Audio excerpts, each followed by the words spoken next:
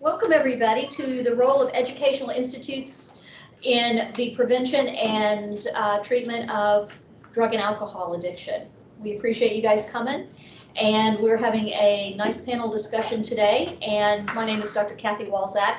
I run the addiction program here at Union College and also run the counseling center.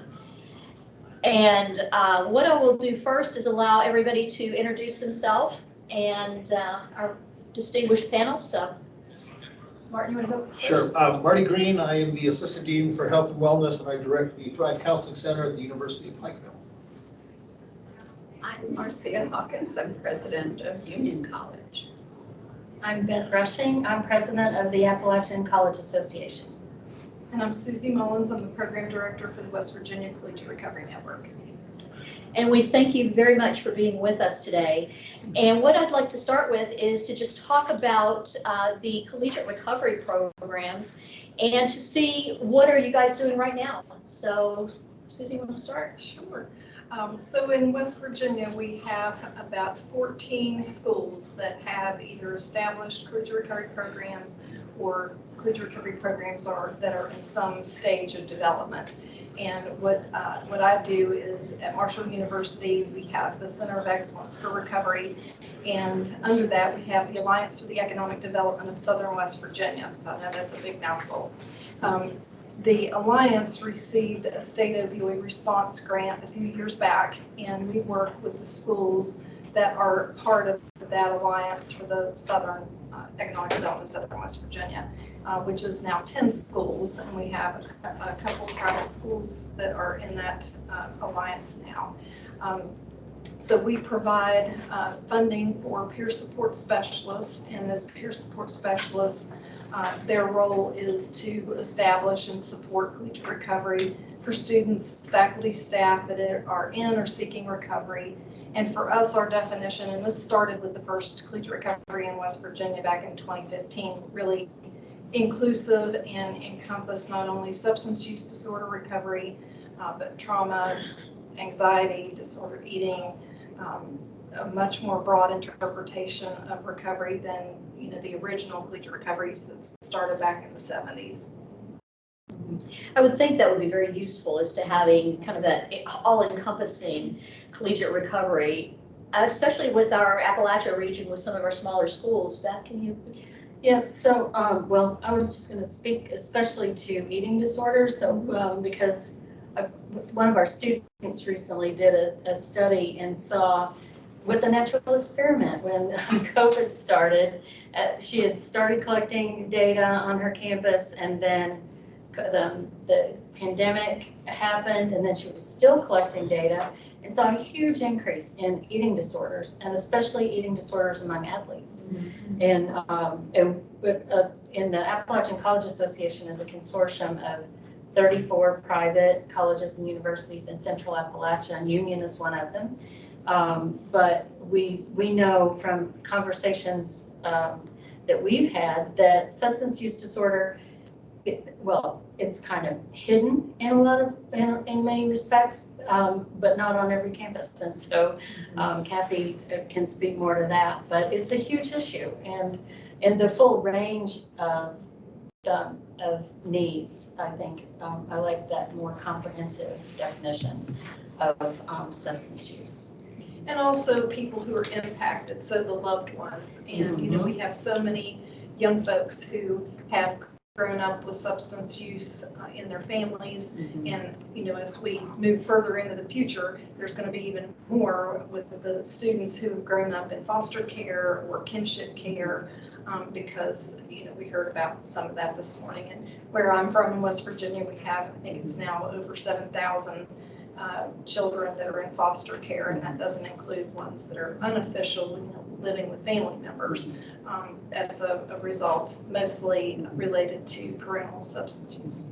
We see a lot as well with regards to grandparents raising grandchildren and all of that. Dr. Hawkins, what do you see with regards to Union's campus, some of the needs that we have?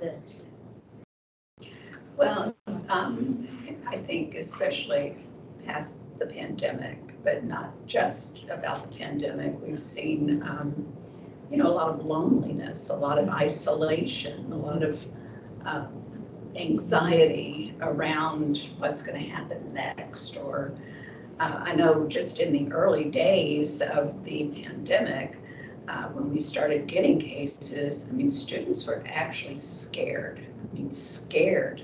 And there was no telling in those early days that a case was not, you know, a death sentence. So there's a lot of anxiety around that. And then throughout the whole period where you're isolated, where you can't get together with your friends, and you know, it wears on you. It wears on us as adults. It certainly Imagine, yeah. wears on students that are used to community, and all of a sudden it's pulled out from under them. So we saw, you know, we've seen a lot of stress and depression, especially, I think. So a lot of loss as well with regards to, I know we've seen a lot of, like I mentioned earlier, grandparents raising their grandkids, and then the grandparents get COVID, and then they wind up passing away, and then they're by themselves. Marty, what have you seen on your campus with University of Pikeville? I'm going to show you. Okay.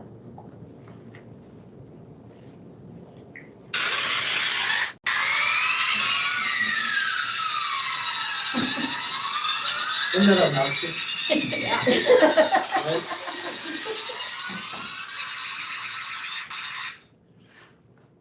This alarm system, the majority of every college campus, their students have this across the board. And it manifests in all kinds of ways. What we're not addressing is the alarm system. We've been treating it with the brain, but the central nervous system is ahead of the brain. Neuroception, detection before awareness. And so our folks might be trying to think their way through distress with this alarm system going on constantly. All of our treatment needs to focus on reducing the central nervous system's alarm system first, so that the brain can do what it is really wired to do. And it's the same four things that work, both for prevention and treatment. And when we're doing those four things, the remarkable ability of the brain and body to balance and to do, it's work. What we've been doing at UPike is those four things, we're integrating them into everything we do on campus, in the classroom, in all of our activities. And I have them for you, so you will have the map. It's what we need to be evaluating. What we're doing is if it's effective. It's all based on neuroscience, all based on research. It supports the 12-step program. When you take a look at what 12 steps does, the 13 steps for women with sobriety, it's the same four things that really successful treatment programs do. Because those successful treatment programs, what they do is they help us move out of the sympathetic nervous system into the parasympathetic or the ventral part so that we can heal. But when we're in sympathetic, we can't heal. I can't connect with you if my alarm's at a 10. And our students, even more so as a result of the pandemic, because the pandemic, we had traumatic transition and layered loss. So the world was unsafe and you couldn't trust. Those are the two things that are basically the foundations of trauma. And if folks have had previous trauma, then it's just been exacerbated in ways that as clinicians, we still don't have a threshold of what the reality of it is. We're just starting to see it now, but we don't know what the real impact is. What I have come to learn, especially in my clinical work, is if we don't help folks reduce the alarm system, we cannot effectively treat everything else. So that's what we're thinking. So how are you doing that? I'll give it to you. How about that? I got a handout for everybody. Even better yet. Yes, a cheat sheet. And this is what people are already doing. It's just, we're just identifying it in a very, very succinct roadmap. Yes.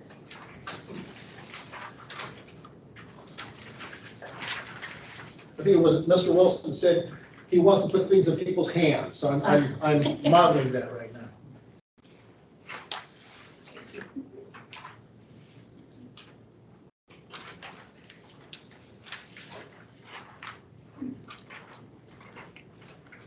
I can see where all of these would be very valuable.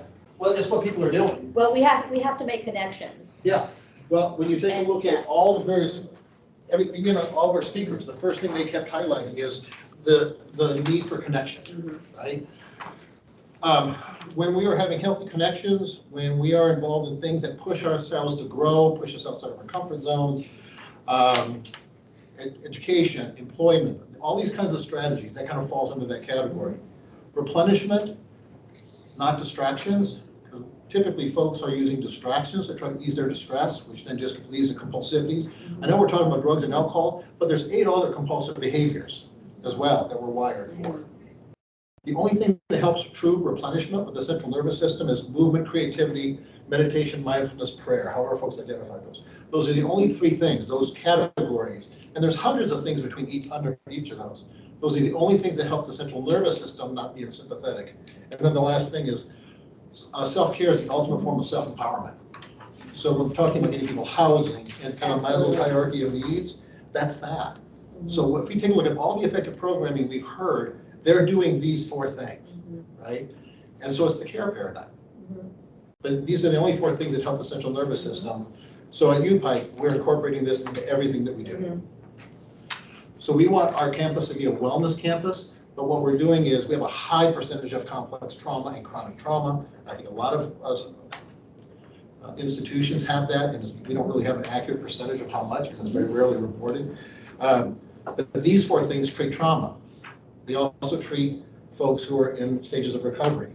They also are a major to reduce anxiety and depression because it's about the central nervous system, getting it away from being sympathetic and help the brain chemistry heal as a part of the treatment protocol. One thing, just to add to that, Marty, I think that addressing these 4 things, you don't have to be a specialist. You don't have to be trained as a counselor. And I think so often on a college campus, faculty care about their students, want to see their students thrive, but don't always know or are fearful about doing the wrong thing. But I can work all day on connecting. Right. And it's really healthy stuff. Yeah. Nationally, 70% of a college campus will never walk through the door of a counseling center. 70%. They will use other things, right? Absolutely. So if we're providing other options, a plethora of options, like at UPIKE, every student has 6 clinical options on their phone that they can use 24/7 in a variety of ways that they want to do it on their terms. They can identify a therapist they want to work with, a community peer support program, whole skill sets of journaling, and they use kind of digital as an option. Then we have kind of more traditional things. Ease of access, diversity of option, but an array of ways that folks can do the things to reduce that alarm system that they deal with. And I think they have to look at reducing stigma as well, because a lot of times, you mentioned 70% don't go into the counseling center. That's because a lot of times they don't want anybody to see them going into the counseling center. So those are some of the things we have to look at as well. Changing gear a little bit, what do you believe is the most frequently misunderstood aspect of addiction on college campuses?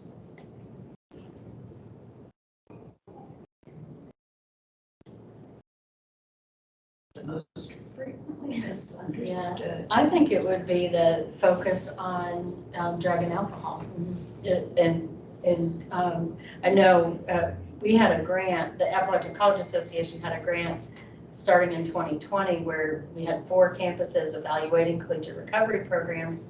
Thank you to the Appalachian Regional Commission. And Susie was our consultant on this, and as we worked through and I mean, we had at least one campus where thinking beyond drug and alcohol was almost impossible for that campus, and not that drug and alcohol addictions are not hugely problematic, but there's so many others that affect students, and so that would be the one that I would name. I would agree with that, Beth, is the narrow focus on those particular substance categories, because, we also know about gaming and gambling. Right. And gaming and gambling. Gaming, we might talk about a little bit more than gambling, but, March is Problem Gambling Awareness Month, in case anyone wants more information about that. But that's a behavior that can, is highly correlated with suicide. So that's a major concern. And then I think the disordered eating and the body issues and things like that. And vaping as well. Oh, yeah. Oh, yeah. Yeah. Our initial reaction maybe to alcohol and drugs is that it's recreational. Right. And, it's not always recreational. Sometimes it's an addiction. And I think, treating it in the early stages more like an addiction rather than a recreational thing that breaks the rules is really important. And to provide that information to the students to let them know that it's not normal to black out. It's not normal to show up to class hungover, in all of those types of situations.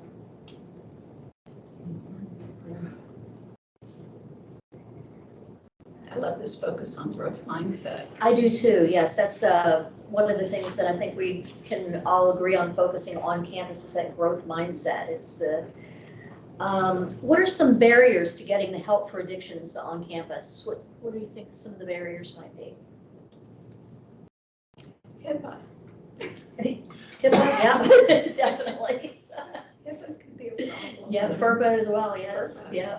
Yeah, 42 CFR 42. Yep. All the regulations. Yes. Yeah, especially with the traditional college age population, Mhm. and the struggles that the families have with not being able to get information about what's going on with their youth. But on the other side of that, the safety that the students need to have to be able to get care Mhm. without, because that is a deterrent. We Sure. would have students come in the counseling center all the time that, they wanted to make sure that their parents weren't going to be informed, their parents weren't going to have access to their records and things like that. And one case in particular stands out, and it was a cultural, the young man was from the Middle East, and, his substance use would have been, he would have had to leave literally had to have left the country and have been sent back to the Middle East. So, that cultural, we think about our Appalachian culture, but we Right. have, our campuses are usually the most culturally diverse places in our communities, in our small rural communities especially. And, so thinking about the other cultural implications of some of the international students that we see. That's a good point. Yeah. I would say still stigma too. It's not uniform, I don't think, and I think different campuses have different cultures, but there's still a good bit of stigma. And access to care, counselors, and Marty, you may know statistics off the top of your head. I'm not a great numbers person, but I know that the counseling center directors had a survey, I think they do an annual survey, and how much service utilization has increased. And, it's been great that telehealth has been added to most counseling centers, but they've also seen, you lower that barrier and you see the needs shoot up. And so, in addition to just the usual things that students come to the counseling center for, which may or may not relate to substance use disorder, the staff, if you have enough of them, many of them are not trained and specialize in substance use disorder services. I know I was in a campus counseling center of about 24, 25 staff, and I was the only one that had credentials. I'm not saying that they didn't have skills or talents or the ability, but the only one that was credentialed in treating drug and alcohol issues. And, so giving that support to the professional staff if there's any population that the counseling center staff need to have more knowledge and resources for, that's it. When we look at overdose rates and fatal and non-fatal overdose rates and how much it's impacting our younger folks, our student age folks, that's a real concern.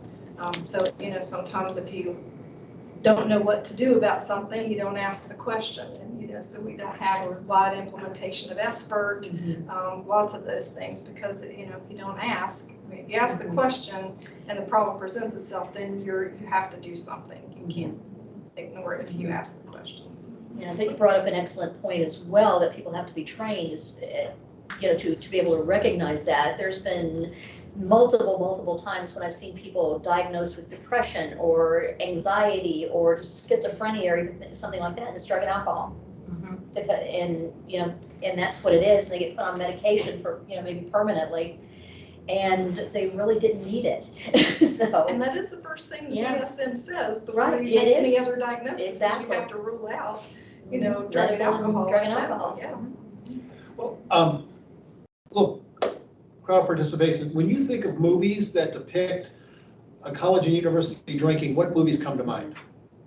Animal House. Animal House, American Pie, American Pie, yep. what else?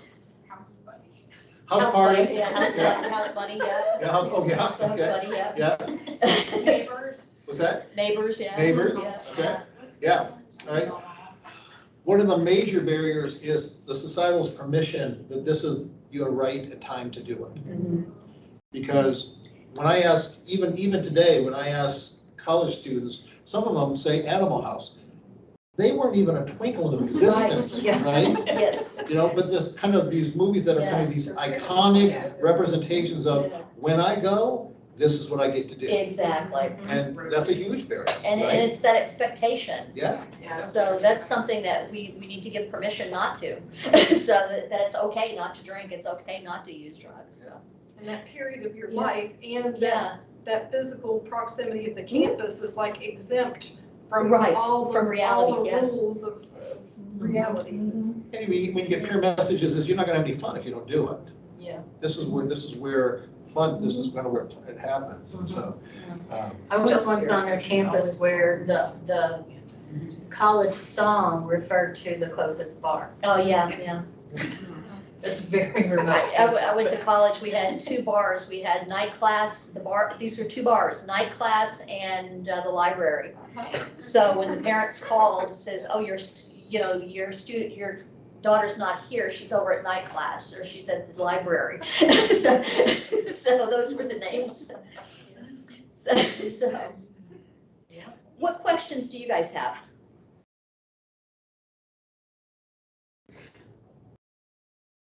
Do any of your institutions offer peer support certification training as a class? Yes, we have, we have a community technical college that has started offering it.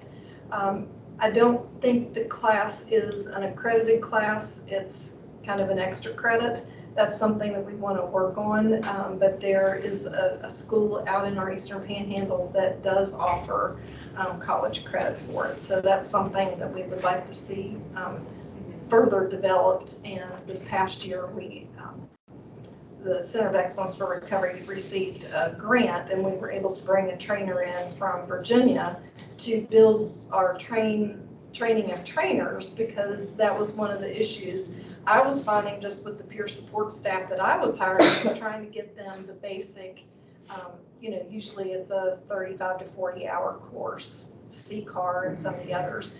And so we brought in the McShin Foundation, and they did a trainer with about 25 or so folks, and we did a selection process and interviews so that we could have a distribution around the state so that we could have additional trainers, and then they had to commit to training so many people over the next year. We've had peer support people being trained in the community, and those are the ones that we use from campus. So, That's where I was getting Yeah. with that. Community members. Right. It's not an accredited. Is it a certification? it is a certification, Okay. yes. Okay. Yeah, in West Virginia, it's a certification. We are a Medicaid expansion state and have the 1115 SUD waiver, so peer support specialists can bill Medicaid Mhm. in West Virginia. We don't do any billing because we're grant funded, but all of our peers are certified or are in the process of becoming certified. I ask because there's a real deficit of these certification classes, they're being offered mainly through recovery centers. Right. And those recovery centers are really missing that mental illness aspect of the peer support that needs to be offered as well. So I hope in the future more institutions will be able to see the value in offering that in communities. It also takes courage for the institution to do it. And that's where, my experience, that's where it's lacking, especially administratively. Because if in fact you acknowledge it, you have to also acknowledge what the need is, right? And I know that in most universities I've worked at, and includes Purdue University, big and small universities, folks don't want to talk about substance abuse. They don't want, because there's a liability issue, or there's not. In this region, it's much better. I mean, folks are having the conversation, but at big institutions, they don't want to talk about it. It's avoidance strategy, right? And so the need, there's no question, but folks who are in the front lines know that.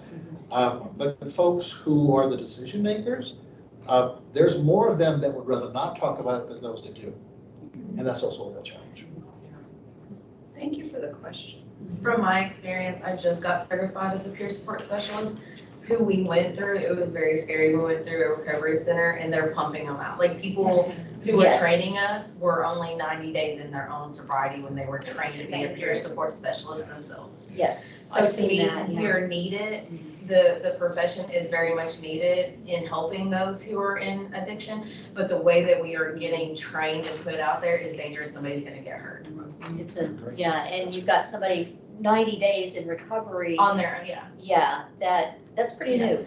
And then one peer support specialist that was in the training with us, he shared with us that he went through this recovery center himself, became a peer support specialist, relapsed, came back, got his job back, and did not have to get recertified. That's how unimportant they're treating the profession.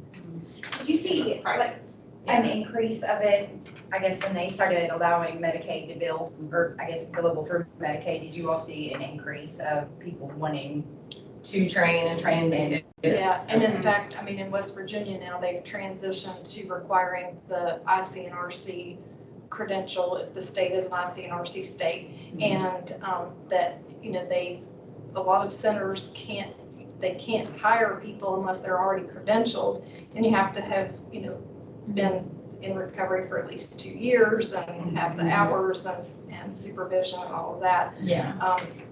So we in West Virginia have shifted to that being a requirement to be able to bill. Before, it was just a very brief course, like a 2-hour, not even a 2-hour course online. And so they were seeing, you know, quality of care issues. And then, you know, also as the peer support specialist being somebody in recovery, it is dangerous for them Right. as well. And, you know, we have seen a number of return to use and deaths among the workforce. And then, you know, that just spreads trauma on top of trauma throughout the workforce that you're sending out there to do, you know, the non-clinical work. Right. Yeah, that's what's scary is, I'm on the mental health side of it. That's how I got certified. But that was what scared me, was how fresh a lot of these people were in their own recovery and doing it.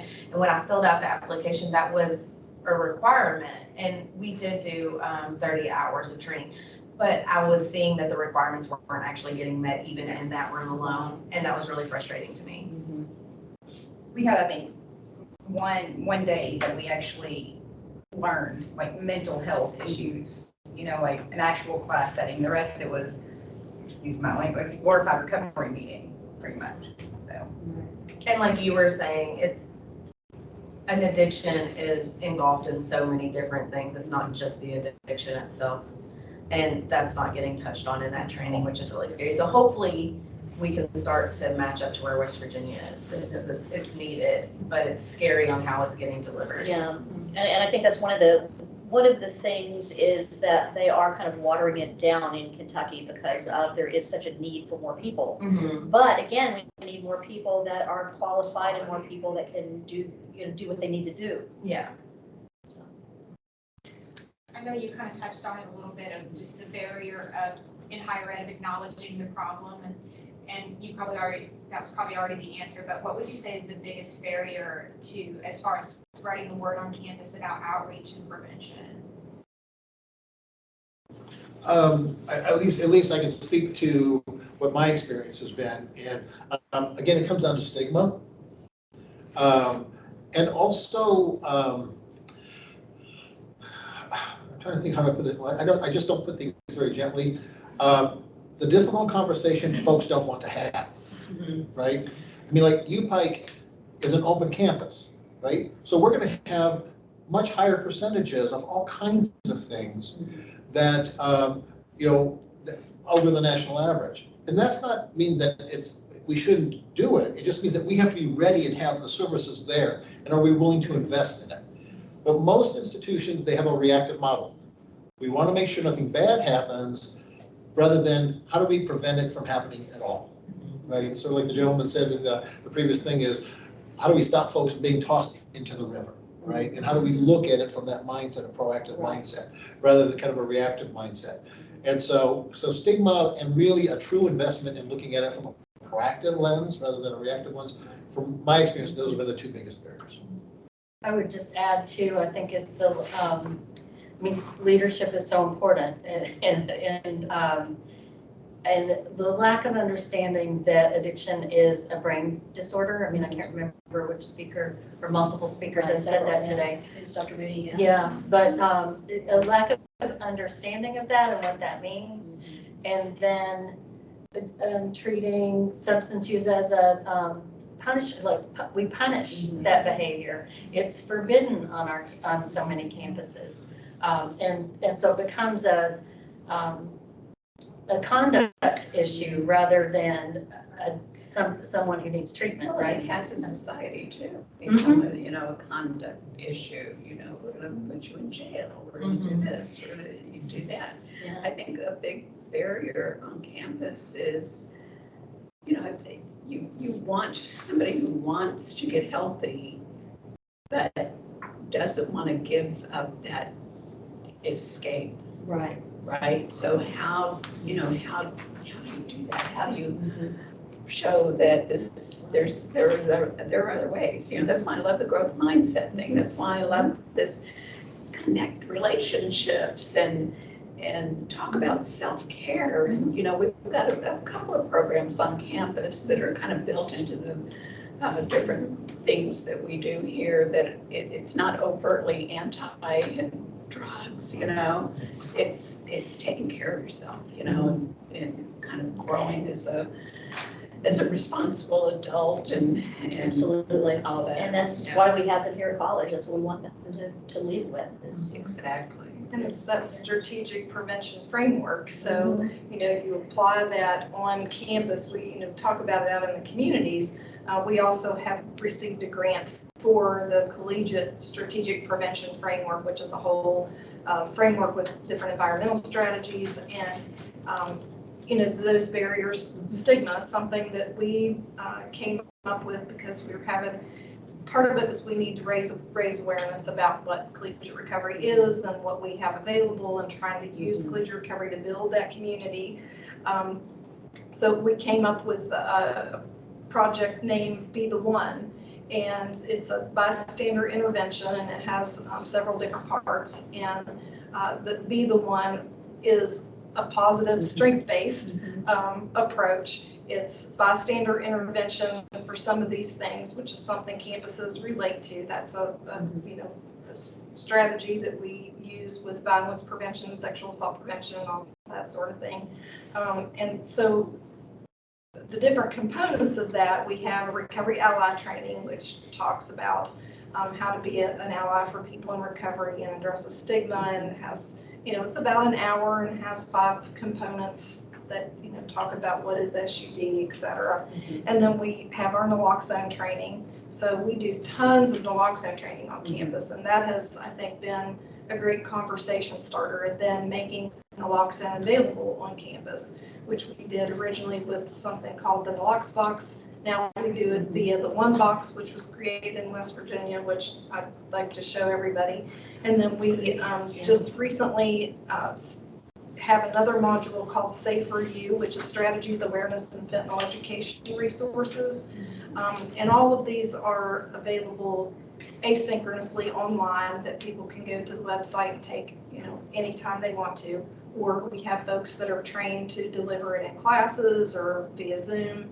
And then as far as the prevention side of things, we have something called Smart RX University, and that's a medication safety program. And we have students that we're training, somewhat like peer educators, to go out and train other students. So you have that student peer-to-peer engagement with on the prevention side. So that's something that we're really excited about. So that's how we're addressing those barriers. And our presidents, I cannot stress how important it is, and how much, I don't know how many of y'all in here are students, but how important, how much presidents listen to students. And, you can schedule an appointment with your president, right, President? Absolutely. And please. And, you're their consumers, you're their constituents, they want to hear from you. And, in West Virginia, we started with our 10 schools, and then, worked our way out, and Dr. Roth was very helpful in helping me get, to the decision makers of some of the other private institutions. But we were able to get naloxone and the one box on every campus in West Virginia voluntarily with presidential level support, without any policy, without any legislation, just, connectedness and those relationships. And this only takes just a second. So the original Nalox box was about this big, had no technology. We did put a QR code in it, but the instructions were about this big. And in a crisis, especially for someone who's never been involved in responding to an overdose, it's very stressful. I mean, talk about your sympathetic nervous system, phew, 4-alarm fire going off. So when we got the box, we were like, I think we can do better than this. And, what would we want to have in a box? And so first of all, the size, much smaller and cheaper. So it comes with the mask, the gloves, wipes, so all your personal protective equipment.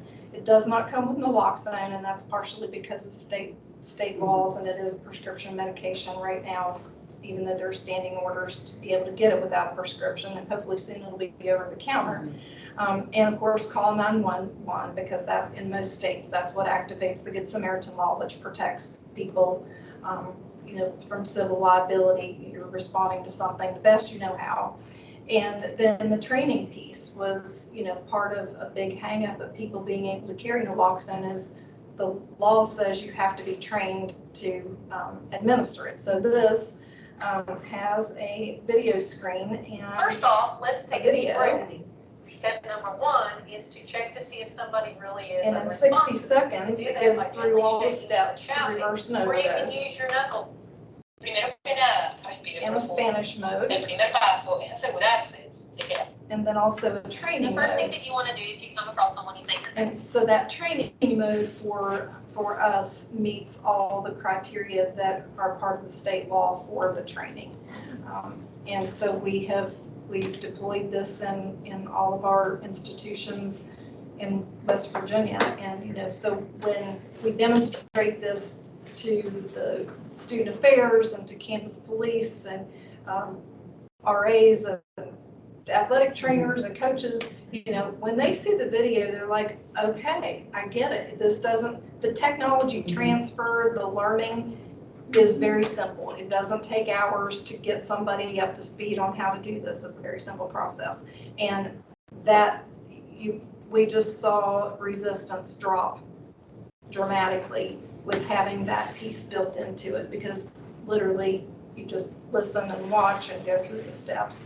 And then it's rechargeable, and it has a QR code in case something would happen and the video would fail. There's a QR code that takes you to that video. So there's some redundancies built into it. And, that has helped with being a conversation starter. And then that gives us the opportunity to talk about the other prevention strategies and collegiate recovery. And so it's been a great icebreaker, so to speak, in addition to equipping and making naloxone available where it needs to be. And, so a lot of I think almost all of our schools have it in their dorms now, or some of the dorms now. One of the things that our next big project is having replenishment spaces all throughout campus.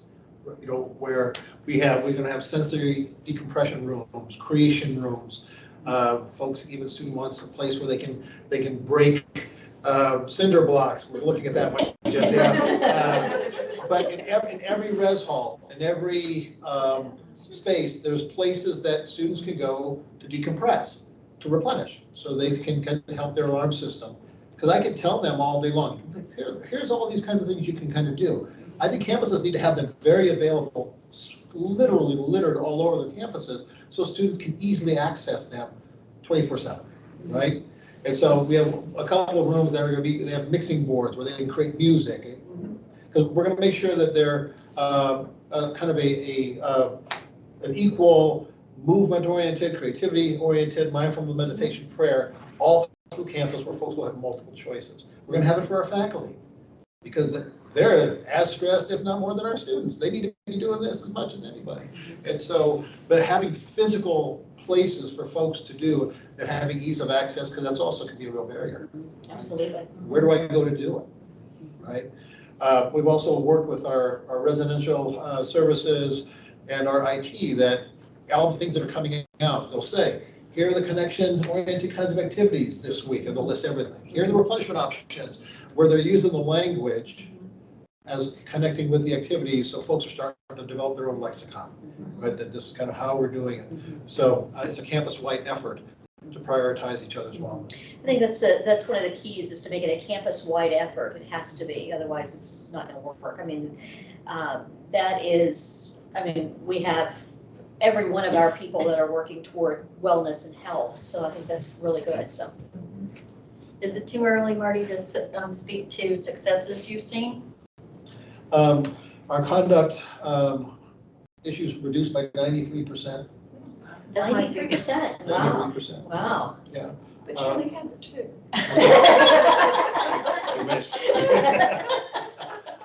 We've certainly seen an increase in the number of folks who are accessing services. Because as I said, we have 6 different clinical options for folks. They're all being utilized. We're seeing more folks who have never used services use some of the variety of other services. Our prevention tool, which is named COOT, it's called COOT. Students who are developing their own peer support digital group has continued to grow, and UPike's the first university to use this, so we're starting it, and now other schools are starting to join in. So we're really excited about that. Our retention has the last 2 years has been record level, and so all the things that we would hope that would help people's distress levels reduce, we're seeing it play out right now. That's great. And we're just getting started. Yeah. So what else do you guys see in a wellness community in college? What are some of your ideas on that?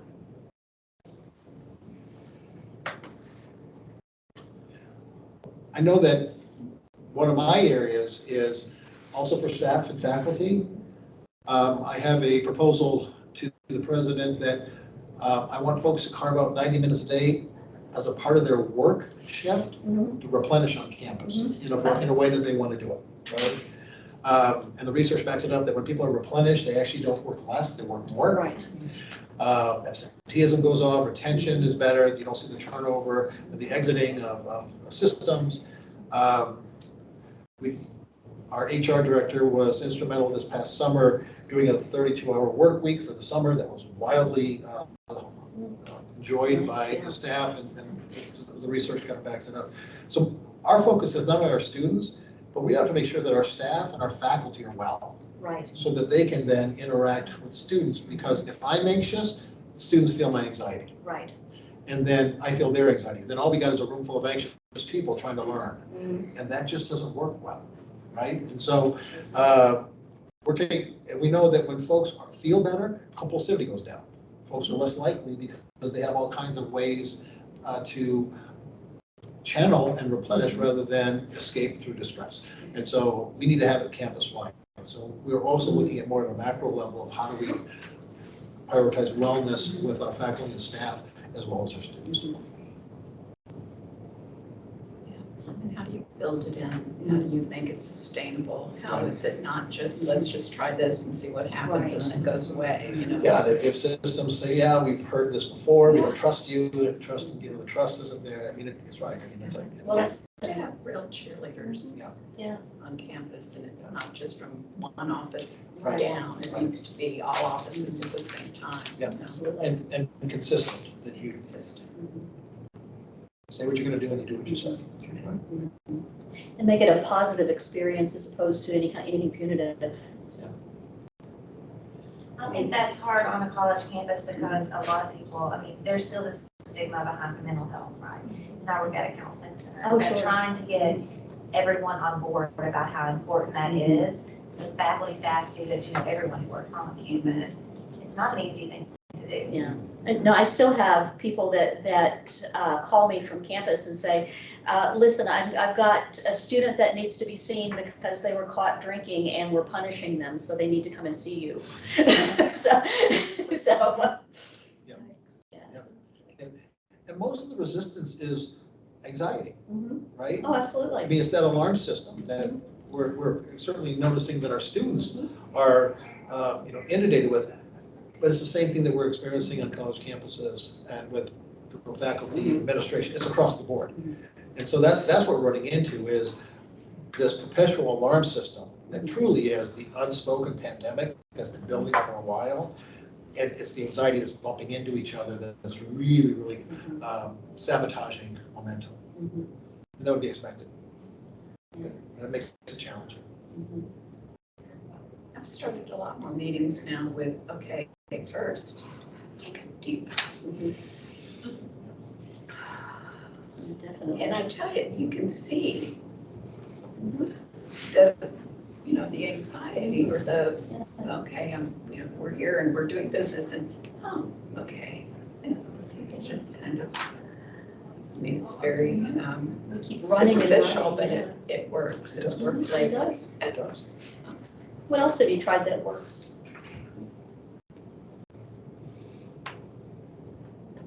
We don't know yet how the awakened life is going to work. We're still implementing it, still training on campus, but are you Right. familiar with awakened life? Have you seen? Yeah. I have seen it, but if you go ahead and explain that. Well, it's just a, I don't even know what you call it exactly. Melinda might know. A program, It's a program of meditation and reflection. meditation. Yeah. And And it's, I think there's been a little bit of confusion about how we might implement it. right, Some of the activities are too long to incorporate in a class, but right. And that's I part thought, of the, taking 3 minutes at the beginning of the class to do a little deep breathing and meditation might That's brilliant. do wonders. Oh, that's brilliant. Absolutely, yes, and like you were saying, is to just start with first take a deep breath, you can just, I worked at a Quaker college for a while, and we started meetings, faculty meetings, no matter what, with a moment of silence. And if we were going to have a really hard meeting where we knew it was going in, it was tough subjects, we one time scheduled an hour ahead for centering. You didn't have to show up for the whole hour because some people can't do an hour of centering, but it made a huge difference for just that recognition when you're all in the room together. It made a huge difference for we're all here and present and we're going to be working together. And it did some of this connection stuff as well as replenishment. So even if it's not your spiritual practice, it's or in the religious sense, even if it's not your religion, it can be part of your own spiritual practice. And I'm in a little different situation because my team is spread over 9 schools and, we're not in the same place together. But I've started sending, we have a group chat. And so 2 or 3 times a week, I send them a YouTube song, a video. Usually it's something from a generation that some of them might not have been alive during. And So if it's a Friday, I send them, something about the weekend, and trying to find a song about the weekend that doesn't involve reference, because all of my folks, of course, are in recovery, doesn't, refer to drug and alcohol use. It's like, well, that's a real challenge. But, so it can just be any type of an upbeat type of song, or, some type of meme or something just in their chat to, let them know we might be distant, we might be remote, but I'm thinking about them. So, how do you do that virtual long distance connection Exactly. without being able to go over to somebody's office? Yeah, my people are all spread out too. Have you used Barney? I have not. Mr. Rogers. Mr. Rogers. Barney. Yes. Well, tomorrow's Friday, I may try Barney. I'll try Barney tomorrow. I love that song. But I think a lot of it too is kind of the persona of the person doing it. Like Marty was saying, if you're anxious, the person is going to be, the student's going to be anxious as well. So how can we be calm? How can we be rational? How can we be accepting? How can we say, hey, we're so glad that you're here, and what can we do to help? How can we, how can we help you? So. Yeah, I was just wondering, it sounds like a lot of these initiatives are from the administration, and I know a lot of great strategic changes and initiatives in colleges are introduced by students.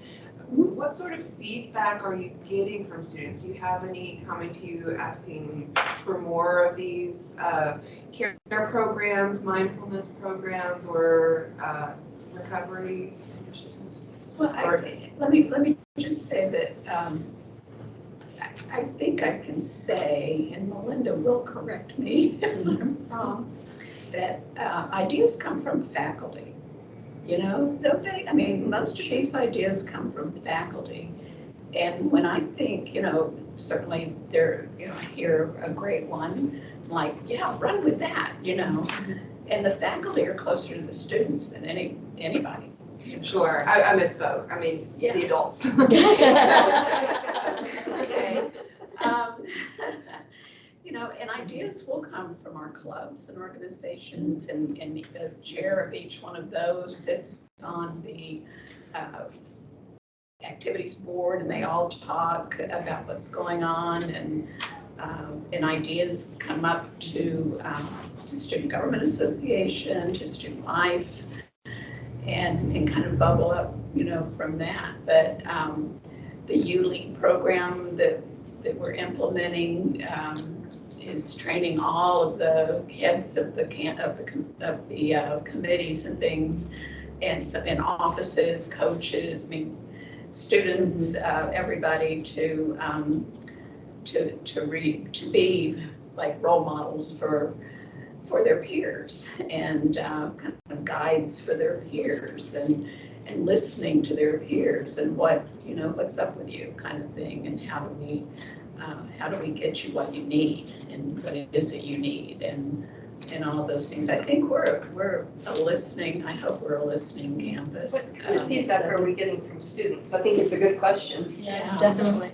One of the things though that I hear, I'm not on a campus, but I talk to people who are on campuses a lot, is part of the post-COVID concern though is the lack of engagement. And so faculty are really struggling with student engagement in class. And so hearing from, I think there's somewhat of a withdrawal, and that may be diminishing as we go by, but the ideas might not be forthcoming because students are staying in their rooms, or they've turned inward. Yeah. There's that trust barrier. Yeah. You got to kind of break through it. That's right. Yeah, so on our campus at least, there was like a change in attendance policies, as well as like the course structure and the 8 weeks and all that. So with the lack of them coming into classes, I feel like there's a lot more social isolation in the campus, causing social anxiety and just like having difficulty interacting with other people, and those interpersonal skills as well. So you think the scheduling has contributed to that? And the lack of attendance. There's no attendance attendance policy. Mhm. And those policies have sometimes been implemented to try to help student mental health issues, but they may be making it worse, right? So, yeah, I think that's hard to know what to do, right? So it does kind of encourage isolation as opposed to coming together with everybody. Yeah. Or we're just having not coming the to option class of and- joining a class virtually. Right. I think Yeah. I think we've pretty much eliminated that at this point. Yeah, But students would often make that choice when it would have been their better interest to come to class. You know that one of our collegiate recovery programs, they just went to an escape room. So the students participating in collegiate recovery with the peer support specialist went to an escape room. So I think that was fun and kind of brought them together. And then that same school also has a creativity week coming up. And they do a lot of mindfulness meditation. I've just got our peer support specialist this little light up Buddha, and the light is a certain color on the inhale and a certain color for so many seconds to hold it, and a different color on the exhale. And I said, how are your students like? And he said, I've got one that comes in here and uses it all the time. $20 on Amazon. How cool is that? Different things work for different people. So, And certainly one of the challenges is social media can connect, and it is traumatically exclusionary as well, right? And so the number one concern college students identified 1 year ago was a lack of connection. That is the thing that they say that they feel most impacted by, a desire for connection, but they're also most terrified of how they're going to be perceived by their peers and how are they going to be represented on social media, which is a major, major problem, right? So it's this balancing act. Because if I do something hurtful to you, you could let literally thousands of people know about it with a hit of a button. Right? Even if you don't do something. Exactly right. Yeah. And there's been a dynamic, I call it the oops dynamic, that's been building for the last for the last 20 years. But we've seen an increase in objectification. So you're only valuable based on what you look like, what you have, and what you do. We've moved to outcomes only, right? Which means that the process of learning, wisdom learning, all that doesn't matter because whatever you achieve is your value. Power is more important than purpose. And shame. Just look how people talk to each other on social media. They don't talk about positions, they start with you are, right? That's shaming. You exist as, and then whatever the negative is, right? Those four things make the world unsafe and untrustworthy, and that's why we're seeing the alarm systems be at record levels like that before. COVID just exacerbated it because the things that we needed to do to connect were not available to us, so it just continued to compound the situation. So this desire for connection and absolute terror to try to connect is happening simultaneously on our campuses, but not only on our campuses, it's simultaneously in our workplaces, it's kind of all over, and that makes it a real dilemma. The strategies that we're talking about is literally keep doing what works, like the doctor said, is keep showing up, come back, right? Because what we know is when we keep doing the four things that work, the brain and the central nervous system will align. They will go back into balance like they're wired for. But it requires us to do it every day. And what the problem has been is we often use strategies when things are bad, and then when they get better, we stop doing the things that work.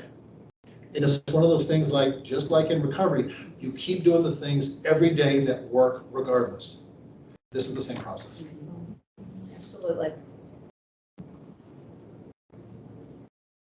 Now I want to go paint.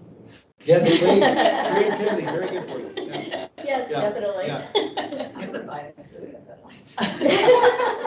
I'll send you the link. It's really cute. Yeah. So, any other questions that you have?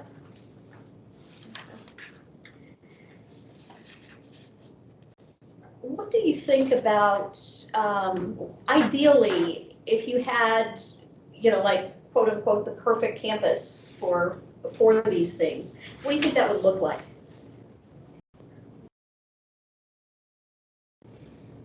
Well, it would have resources. I think that's our biggest challenge within the ACA schools that have investigated collegiate recovery programs, is the need for dedicated resource, not a huge amount. I mean, it doesn't have to be millions of dollars, Right. but even enough to kind of cover having the expertise in the counseling center, having some expertise among your student affairs staff, and it, not hugely expensive, but beyond the reach when there's so many other competing demands. And so, I totally agree with that. And, the state of North Carolina just dedicated $3.2 million out of their block grant for 9 schools.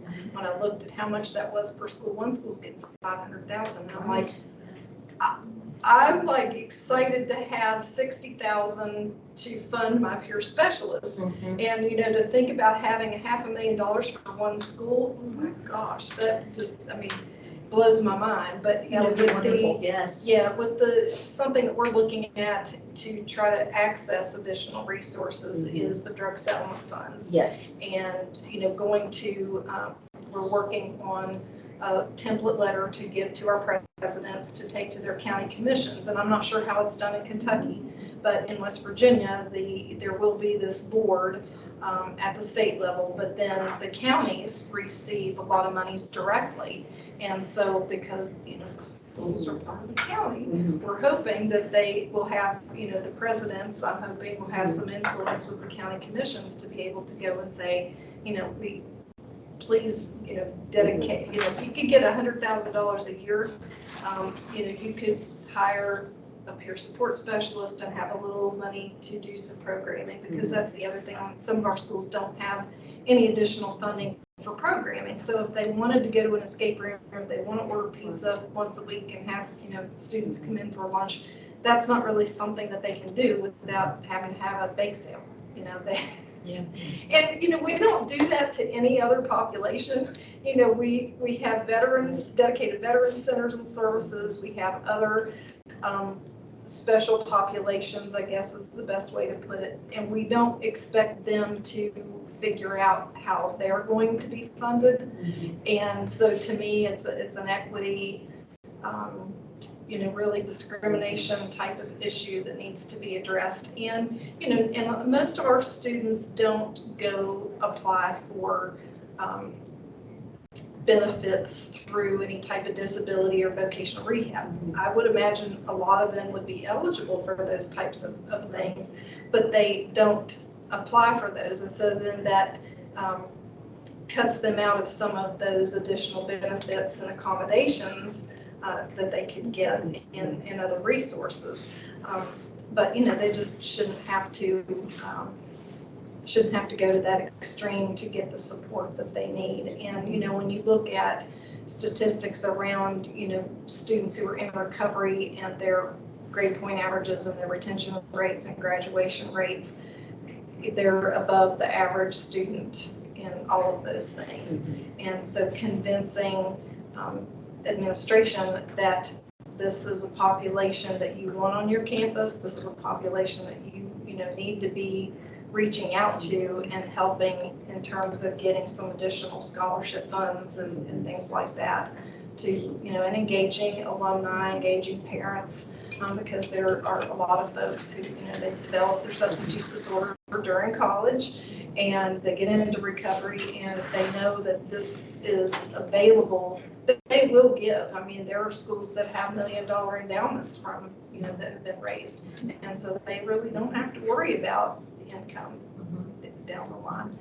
And so just making that an acceptable thing to ask for. We'll ask for soccer fields and baseball fields and auditoriums and all kinds of other things. Right. And so, we need to start asking our administration to ask for those things for these students.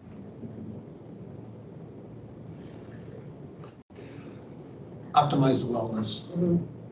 A true commitment to optimized wellness above everything else. And tell stories. Tell the stories. We did that facing project about 10 years ago. We did, and we need to do that again, yes. We do. Yes. We need phase 2. Let's announce phase 2 is going to Absolutely, start yes. after this gathering. Yes. But just interviewing people who have faced personal addiction or within their families and things that have happened. And we compiled that into, I think it was about 12 stories in a book. And then some of our students. And it was, yeah, there was a took production it based on it. and made a screenplay, play out of it and then produced it. And, I mean, Wow. they were impacted. It went really well. It did, it went over really well, and we're gonna do it again. We're gonna do it again, definitely. And all Yep. of the All 4 of those are represented in that. Yeah, I know, Mhm. yeah, I know. And just, Yeah. just getting the realization out there that this is a disease, that it's, the stigma is ridiculous, we've got to remove the stigma. Think about it in a different way, somebody is sick, somebody's sick, people. Right. Let's do whatever we can to help them recover from this sickness. And people do recover, and they do very well. But the stories, Yeah. that's Yes, where you exactly. can see that. So are any of your all's campuses, so with, instead of, a student gets in trouble for substance use and they get, the person conduct disorder, maybe you should go to the counseling center, there's certain things that we, what do you all, other resources do you all have for your students on campus for things like that? We're from like this area, not a lot of resource for like AA meetings and like that, it's like the general population. Do we want our We have AA meetings in the community, and our students are always welcome at those. We know people from AA, and we have them, But is there other things that you all do, like just on campus? There we have- Resources or things at your counseling center? We have the counseling center, we have our campus minister, and we have several, the coaches and all of those will, kind of get right in and help with everything, so. We've talked in the past about having AA on campus. Right. And, then, other things get in the way and then we don't pursue things like that we really need to pursue. So maybe we should start thinking about that again. We gotta figure out how to deal with the stigma of that, because it's like, okay, you have your AA meetings at student center at this particular time. It's like, well, the student won't show up at that particular time because they don't want to be seen going into the AA meetings. So we have to figure out how to, but yeah, definitely we. So that's what I was asking, if anyone else, like on your campus. Yeah, you all do we've that. got key constituents in the community that will come on campus, in the 12-step community, kind of hang out with a student. If a student would at least be willing to talk, they want to talk to me, they want, or they talk with our chaplain. So we've got several folks in the community that work really closely with our students. Like, for example, our medical students. They don't want to be in an intercom, they don't want the professors to see. Right. But we have kind of other spaces where they can kind of talk to someone if they want, if they're comfortable. All of our students have access to UWIL, which is kind of a teletherapy, and they can identify specifically someone they'd like to talk to that looks like them, that speaks their primary language, and they can do it in the evening, they can do it on a weekend. So that's easy access, there's no cost. They also have a COOTH, which is a prevention and also an intervention tool that they can get in and talk with other students who are struggling with substances and kind of peer support digital environment. So and those things they can do in the privacy of their own space, so no one would ever know. Yeah, we have those as well. Yeah, so those would be some of the things that they have 4 or 5 options, depending on kind of where they are on the kind of on the readiness scale. And on all of our campuses, they have, usually we do all recovery meetings because there's certain issues with, if you're going to do a real AA or NA meeting, you need to register that and you have all of the formalities that happen, whereas all recovery meetings are kind of on the agnostic side, and there's no central registry that you have to go through, and GSRs and all of that. You don't have to go through all those hoops. And then smart recovery, we find that our younger population tends to gravitate more toward smart recovery. Some of our folks do the DBSA support meetings, so the depression bipolar meetings. But that's why it's so important to have that dedicated person for collegiate recovery and a dedicated space so that, students can have somebody to go to, and that is that person's job. The last thing I want to remind folks is we use HOPE. HOPE's a verb. It's an acronym. Harnessing our positive energy. That's what HOPE is, right? And that's connected directly to the brain and the central nervous system. And so when we take a look at effective treatment and recovery work, that's what people are doing. They're harnessing those things in a myriad of, basically within these 4 areas that we've been talking about. That's what makes it work, and that's what's transformative with the kind of neuroplasticity of the brain. The brain structure does change over time when we're doing the things so that the brain and the central nervous system are in balance. What would you like to say as your last words here? Well, our latest thing that we're doing, and this we did not create this originally, but Virginia Commonwealth University, we emulate a lot of things that they do. They're just fantastic. But they came up with this recovery roast coffee, and what they do, they have a coffee bike. And it's quite elaborate, and it was way more expensive than what we could fit into our budget. But they go out on the coffee bike and they do pour over coffee. And while the pour over is happening, that gives them, 3 minutes or whatever to engage the person in conversation about recovery, collegiate recovery, those types of things. And then they worked with a local roaster and created a recovery roast, and they came and helped us create our own recovery roast. And then we work with a local community coffee shop roaster, and so those proceeds then go to support our scholarship fund for our students in recovery. And, so that's been a lot of fun. And so now, I had part of my team today at the Capitol for one of the recovery days, serving recovery roast, and that, people smell coffee and they come running. Yeah, me too. That's definitely my alarm. And so, that brings them over and gives you a very brief opportunity to just open that door and start that conversation and let people know, well, did you know we have this? No, we had no idea you had this, and, give them a little bit of information. And then, for the general larger population that's maybe not on campus, an opportunity to do something to support in, some small way to, buy some coffee to help support people in recovery.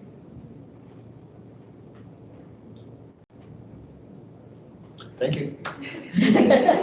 This has been great. Thank you for the opportunity. Don't forget one last thing. Our fentanyl test strip access. So that's the next thing that we're rolling out is access to fentanyl test strips. And so we're going to have these boxes on campus, and depending on the campus, depending on the president and the administration, where they want them, how many they want, some of them are putting them in or near bathrooms so that there's a little more discretion for people to access those. And they might not be for themselves, they might be for a family member. And so in the envelope, it's a plain white envelope because we wanted it to be discreet.